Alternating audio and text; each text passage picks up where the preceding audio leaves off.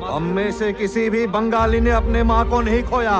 भारत माता ने हमारे मातृभूमि बंगाल को जन्म दिया है। जब तक हम बांग्ला बोलेंगे तब तक हम भारत माता का आभार व्यक्त करते रहेंगे। এই মুভিটা হচ্ছে 2025 এ রিলিজ পেয়েছে। কাঙ্গনা রানাওয়াত নামে এক মহিলা আছে, এই মহিলা মনে হয় এই মুভিটা বানাইছে বা কিছু একটা হবে। তো এই মুভির মধ্যে শেখ মুজিবুর রহমানকে দেখানো হয়েছে যে বলছে যে ভারত হচ্ছে আমাদের মা এবং আমাদের মা এটা আমাদেরকে জন্ম দিয়েছে, হোয়াটএভার, মানে ভারতের কাছে আমাদের চিরজীবন কৃতজ্ঞ থাকতে হবে এবং তাদের কাছে সেজদা অবনত হয়েই থাকতে হবে।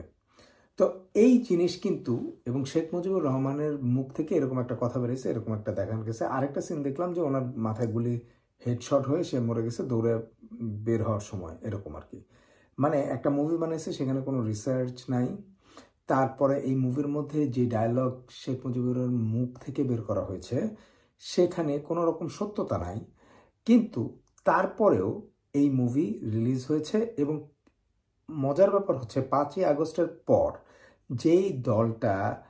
যেই দলটার প্রধান ওই দেশে যে আছে শেখ হাসিনা, যার বাবাকে নিয়ে এই মুভি রিলিজ করা হয়েছে, সে থেকে শুরু করে তাদের শীর্ষস্থানীয় কোনো নেতাকে আপনি দেখবেন না এই মুভিতে যে ইতিহাস বিকৃত করে এক ধরনের প্রচার করা হয়েছে এটার এগেনস্টে কিছু বলতে। কারণ তারা বলতে পারবে না এই কারণে যে তারা তাদের শুধু নিজেদেরকে সেল করে দেয় নাই, তারা তাদের দেশকে, তার পিতাকে, তার সোলকে বিক্রি করে দিতে চাচ্ছিল ইন্ডিয়ার কাছে। ইন্ডিয়ার গোলামে পরিণত হওয়া থেকে আল্লাহ হয়তো আমাদেরকে বাঁচিয়ে দিয়েছেন, রক্ষা করেছেন। আর এই কারণেই আজকে আপনি দেখবেন শেখ হাসিনা থেকে শুরু করে আওয়ামী লীগের ম্যাক্সিমাম নেতা থেকে শুরু করে এমনকি শেখ মুজিবুর রহমান বঙ্গবন্ধু পর্যন্ত তাদের যে সম্মান ছিল, তাদের যে রেসপেক্ট ছিল, সবকিছু ভুলণ্ডিত হয়ে গেছে এই দেশে। এটা কিন্তু আসলে একটা বার্তা, এবং এই বার্তাটা শুধু আওয়ামী লীগের জন্য না, এই বার্তাটা বিএনপি, জামাত, জাতীয় পার্টি বা যত দল আছে তাদের সবার জন্য।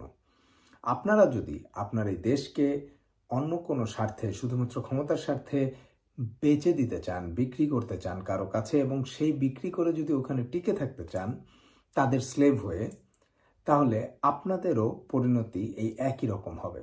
আপনি যত বড়ই নেতা হন না কেন, কোনো সময় আপনার কন্ট্রিবিউশন যত বড়ই হোক না কেন, মানুষ কিন্তু আপনাকে ছুঁড়ে ফেলে দেবে। যেভাবে আমরা দেখতে পাচ্ছি যে বাংলাদেশে বঙ্গবন্ধুকে অলমোস্ট ছুঁড়ে ফেলে দিচ্ছে বাংলাদেশের জনগণ, আর ওখানে অপমান করছে ইন্ডিয়া। কারণ ইন্ডিয়ার কাছে আপনারা আপনার বাবাকে বিক্রি করেছেন, ইন্ডিয়ার কাছে আপনারা আপনার দেশকে বিক্রি করতে চেয়েছেন।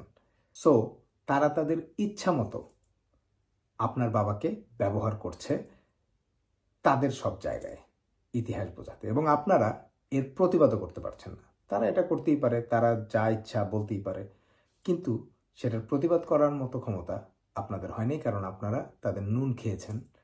আপনারা তাদেরকে কিভাবে গাল দেবেন? আওয়ামী লীগের এই পরিস্থিতি দেখে করুণা হয়, এবং আমার মনে হয় প্রত্যেকটা রাজনৈতিক দলের এখন সময় এসছে নিজেদেরকে জাজ করা। বিএনপির মধ্যে আমি দেখতে পাই প্রচুর চাঁদাবাজি এবং প্রচুর সমস্যা করছে সব জায়গায়, কিন্তু এরপরেও এরা যদি এসে ভাবে যে এরাও ওই 15 বছর রাজত্ব করবে, আমার মনে হয় সেটা ভুল হবে।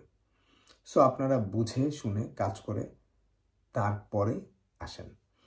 আর আমরা যারা মুসলিম, আমরা ব্যক্তিগতভাবে মনে করি যে যেই আসুক না কেন, তারা যদি ইসলাম প্রতিষ্ঠা করে সেটা হবে এই সোসাইটির জন্য ফার মোর বেটার। এখনো আমরা অনেকে মুসলিম আছি, কিন্তু আমরা জানি না যে এটা ইসলাম কতটা বিউটিফুল, একটা দেশে একটা রাষ্ট্রে প্রতিষ্ঠা হলে কতটা আইন শৃঙ্খলা পরিস্থিতি কতটা ভালো হবে, মানুষের লাইফস্টাইল কতটা ভালো হবে, আমরা এটা ধারণাই করতে পারি না। দ্যাটস ওয়াই আমাদের মধ্যে আসলে, কারণ আমরা এক্সাম্পল খুঁজে পাই না আমাদের আশেপাশে, আর আমরা যে এক্সাম্পল পাই আমাদের কাছে ওগুলোকে মিডিয়ার মাধ্যমে অনেক বেশি খারাপ করে দেখানো হয়। সো আমাদের কাছে প্রপার ইনফরমেশন আছে না, আমরা প্রপার এক্স্যাক্টটা জানতে পারি না। কিন্তু আপনারা বিশ্বাস করেন, আমাদের এখানে যদি ইসলামিক শাসন ব্যবস্থা যে কোনোভাবেই আসুক না কেন, চলে আসে, তাহলে this country will be great again. This country will be great, ইনশাআল্লাহ।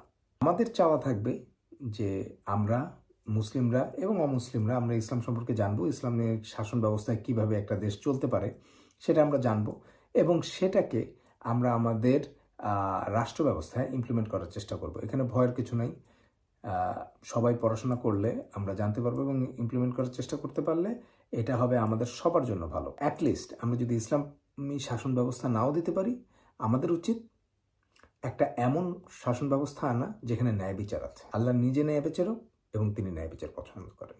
সুতরাং এমন একটা রাষ্ট্র আমরা গঠন করতে চাই যেখানে অ্যাটলিস্ট ন্যায় বিচার আছে। That's it from today. আসসালামু আলাইকুম ওয়া রাহমাতুল্লাহি ওয়া বারাকাতুহু।